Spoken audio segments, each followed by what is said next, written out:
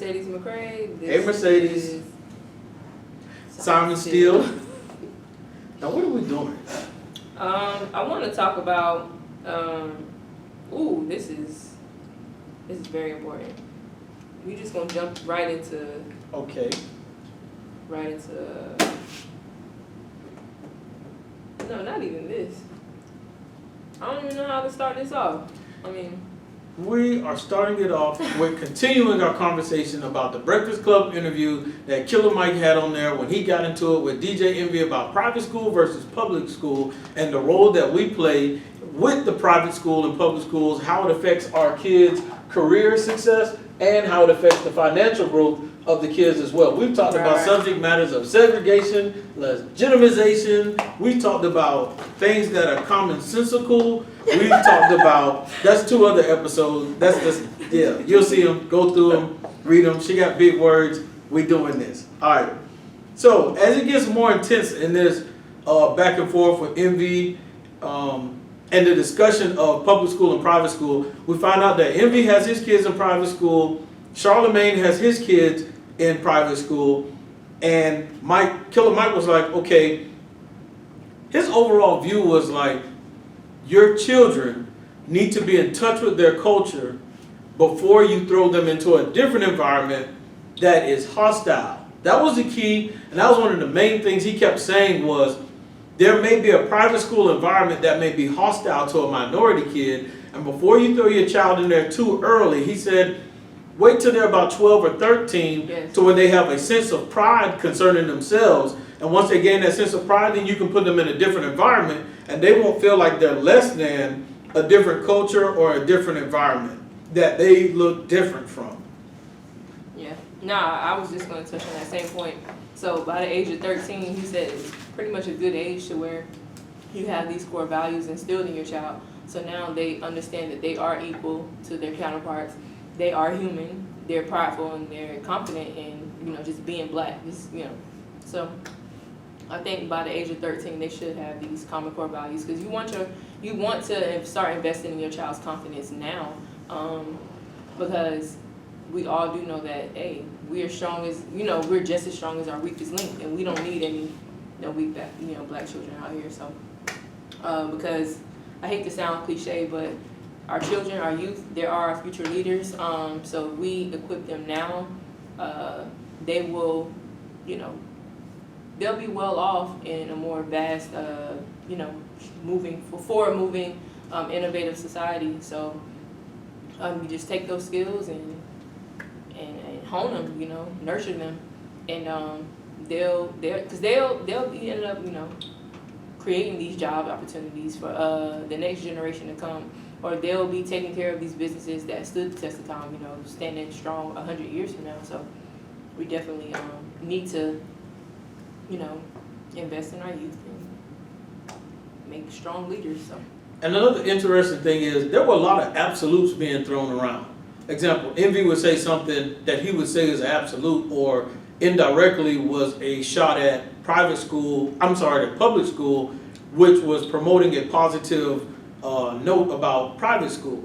And then there were absolutes that Mike threw around that were all the way true nationwide. It might have been true regionally for where he was at, but not true nationally or globally. So an example, Envy was saying, well, public school has bad teachers. There's some bad teachers, implying that private school doesn't have bad teachers, when in fact, public school requires a certain certification for you to be able to teach. At a private school, because it is a privately owned business, they don't have to have the same certain criteria and certifications for you to be able to teach a certain class. You don't have to even have that as a field of study to be able to teach 1 or 2 or 3 classes. They can just hire you to teach it because they feel like you'll be good enough to teach it. Right, you can just study and regurgitate what the curriculum that we gave you. You're not speaking from the heart. So as long as you can read well, teach it, you're good. And our argument isn't that private school or public school is better than the other. We're just looking at the fact that what they're saying isn't absolute. Envy's saying that a private school is better because he was teaching that they're teaching his kids to be millionaires and billionaires. And Killer Mike, one of his things he talked about was everybody doesn't want to be a millionaire and a billionaire. And I don't think we've even talked about this, but he was like, some people just want to be able to have enough. And Envy was like, what? Who wouldn't want to be a millionaire? And that's something that I thought about was, I think there are some people that are comfortable with not being a millionaire or a billionaire. They'll be happy to just be able to make ends meet, or make $100,000 a year. I'm not sure. And not have debt. All these stresses. Nobody wants to worry about how they're going to pay their essential bills. Nobody wants to think about, oh, well, if my lights are turned off or my gas is turned off, then they're going to send me a 72-hour eviction notice. Nobody wants to have those worries.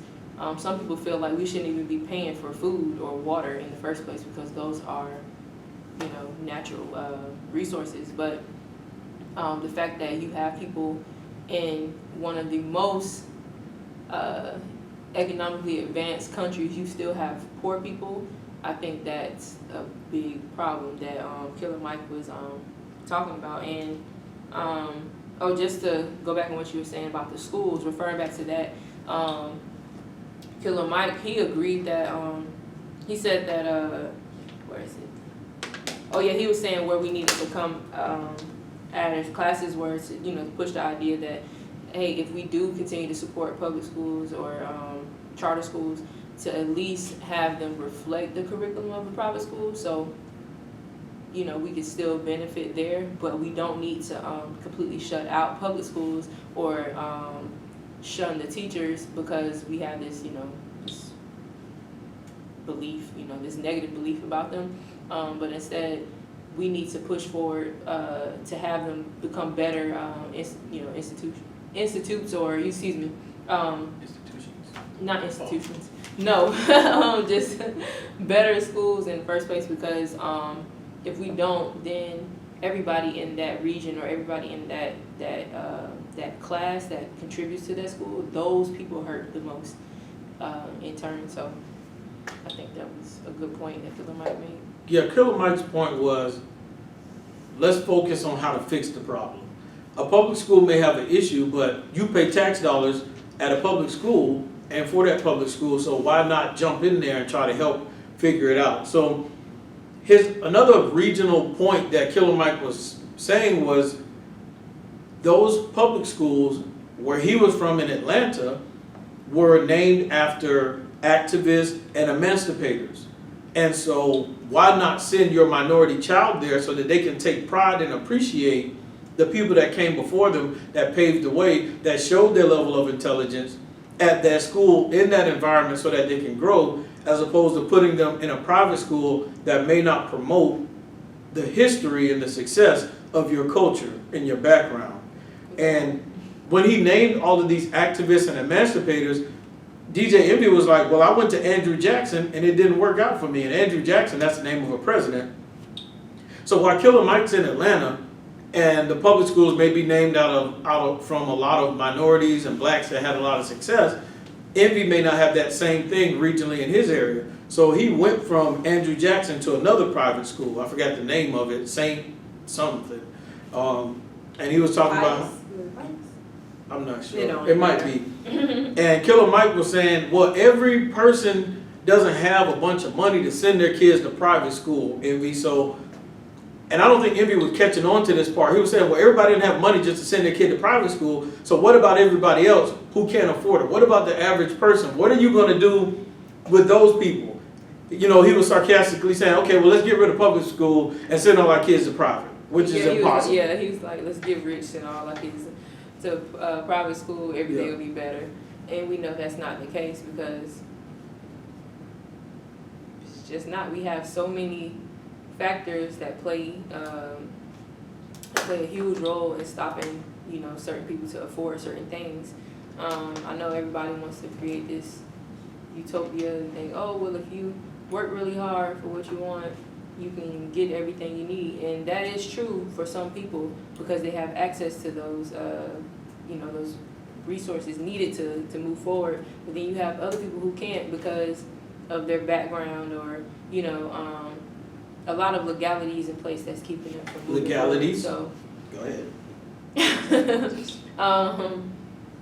So yeah, I mean, just think about it, if you're a felon, you can't even vote, you can't even get student loans, you know, stuff like that. So you have other factors in place that keep people down, and it's systemic. So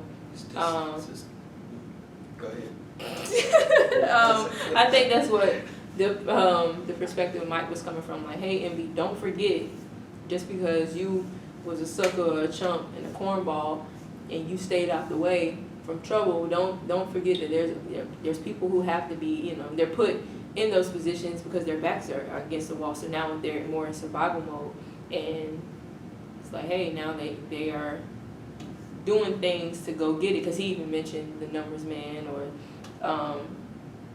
the book, you know, the people who hustle, who, you know, and they get that money in a dirty way. And, you know, yes, it's unethical, depending on who you're talking to. It's very subjective. But he was saying, look, there wouldn't have been those great civil rights movements or anything to support the plight of black people to kind of like get us out of that rump, you know. So he was saying, like, look, if it wasn't for them, a lot of these movements, wouldn't have happened. They wouldn't have been funded if it wasn't for the people who like to do the dirty work. And like I said, this is a conversation that we have all the time with back and forth. And so one of the things you brought up was, which is a good point, I can see why Envy didn't take pride in his school, Andrew Jackson, because you brought up the fact that Andrew Jackson was a slave owner and he had Indians scalped. And I, just looked it up. Well, you already told me that, but I looked up one of his nicknames and they called him Indian Killer and Sharp Knife. So, of course, Envy wouldn't take pride. Exactly. So when you have a foundation built on racism, you got to think about these same beliefs are being trickled down generation after generation. So it may become, the beliefs may become diluted in a sense, but there's always that core value. Hey, let's employ racism in some way, shape, or form. It could be called a different name, So,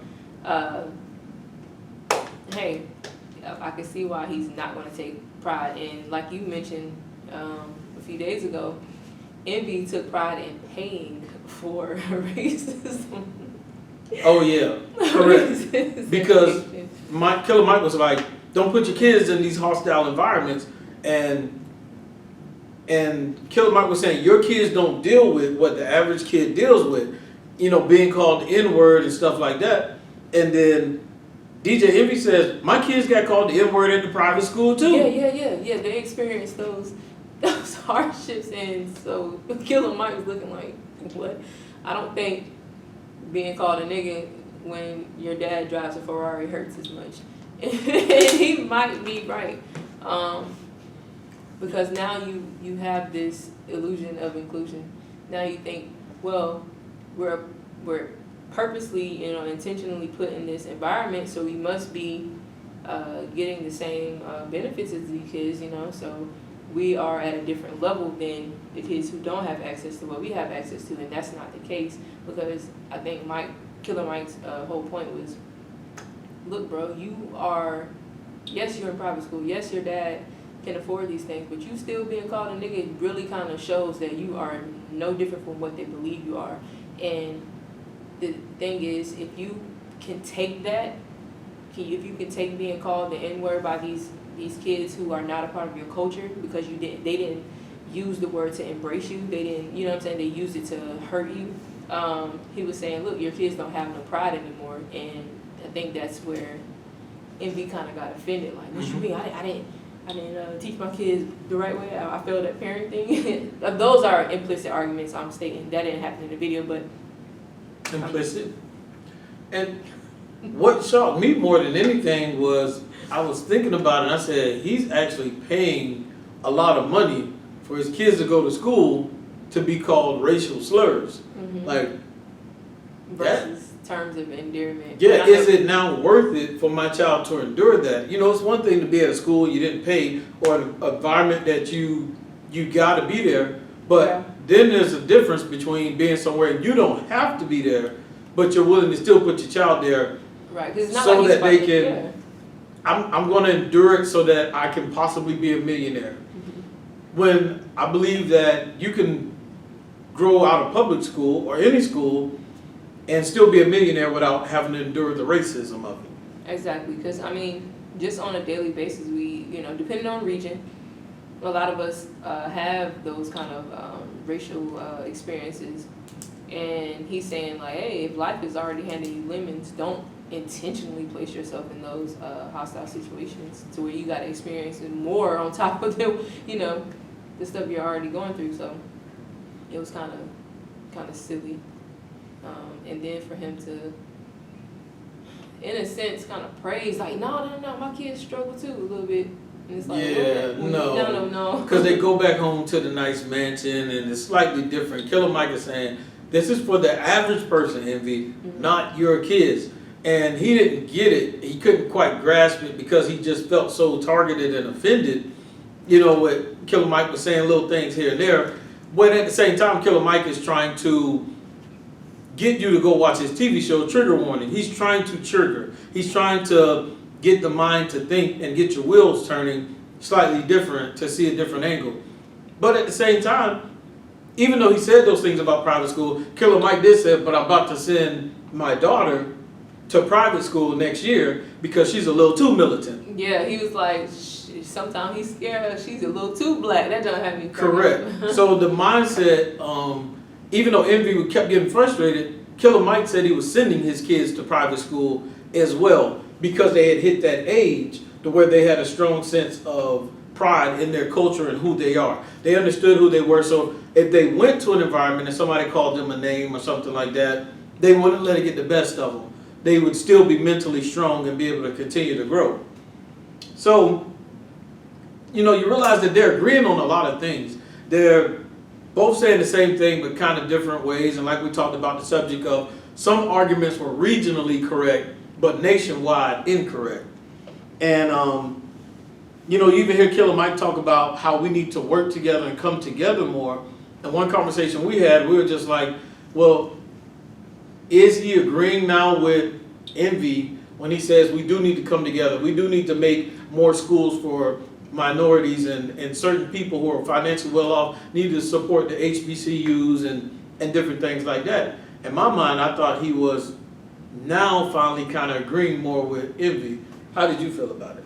I mean, he didn't explicitly state that he was just picking on Envy to show him that, hey, there are opposing views. What you're saying is not absolute. There are samples that go against, your beliefs.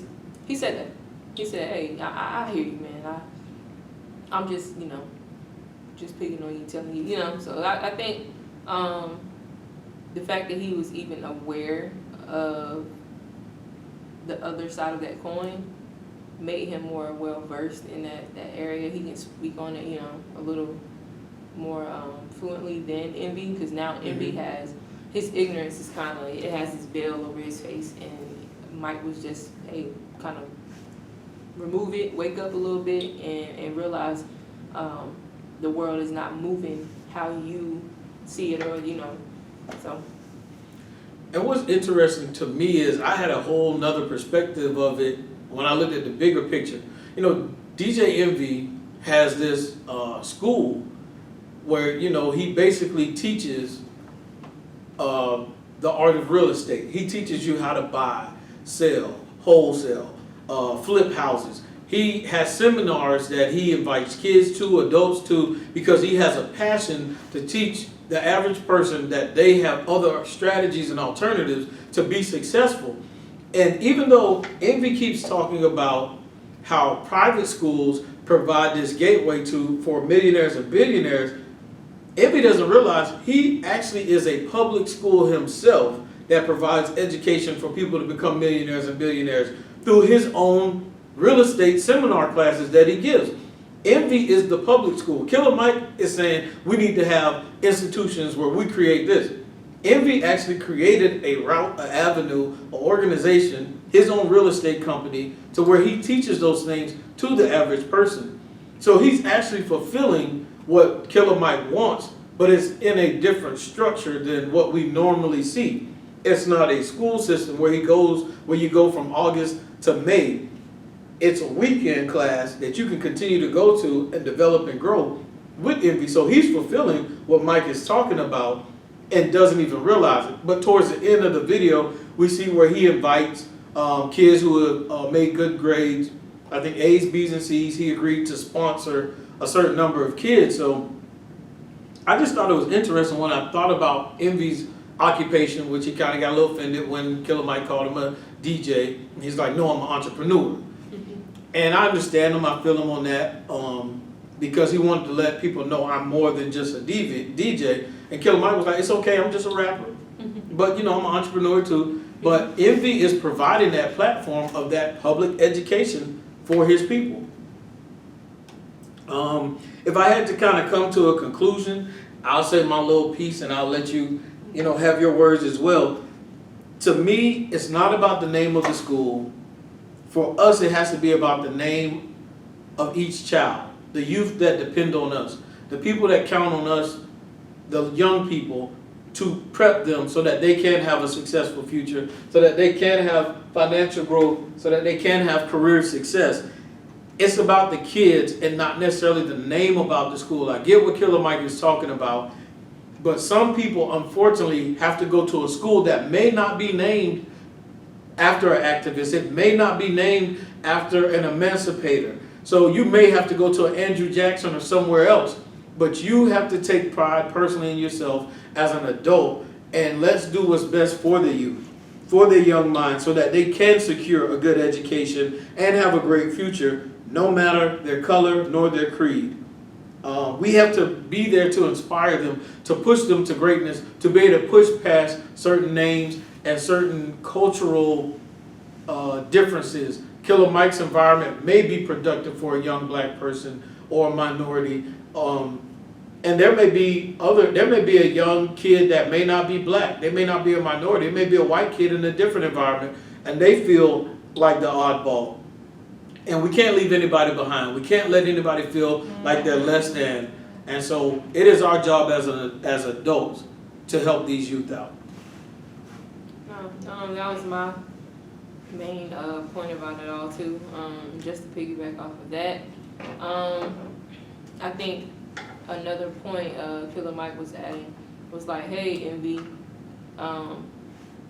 through it all, don't forget to go back to the hood. You know, don't forget to walk those mean streets and let your people know that you can connect with them, that they're not scary, you know, to deal with. They're not, you know, just outsiders looking in. Let them know, like, hey, you're human, I understand you, you're here, I see you, I hear you, and yeah, don't just leave them high and dry because now you're in a different tax bracket. So, and I think this is the kind of, you know, discourse that I love with young men. They're using, the Breakfast Club has like over 1 million followers, okay? I think like 2 million, and that's just on the YouTube platform. So just imagine how many more fans that they can reach out and get this message across to. So they're not talking about the latest video, what female got her shirt off. They're not, you know, talking about these frivolous ideas or anything like that. They're talking about something that means a lot to a lot of people. And the fact, like I said, they're using that major platform to reach many people, because who knows how many followers Killer Mike has or Charlemagne. So you have to think about their the Breakfast Club followers times X, Y, and Z. So. And one thing to remember, if we abandon the public schools, then who suffers? There's going to be a community that suffers. And that same community that suffers is going to be the same community that is going to have to take care of the elders years and later on down the road. So I appreciate you all supporting. I appreciate you all listening, commenting, giving your opinion. We appreciate the feedback. Do you want to talk about anything that you got going on, or it's up to you, or you can not. It's up to you. No, just I've created a podcast. Just wait on it. Wait on it.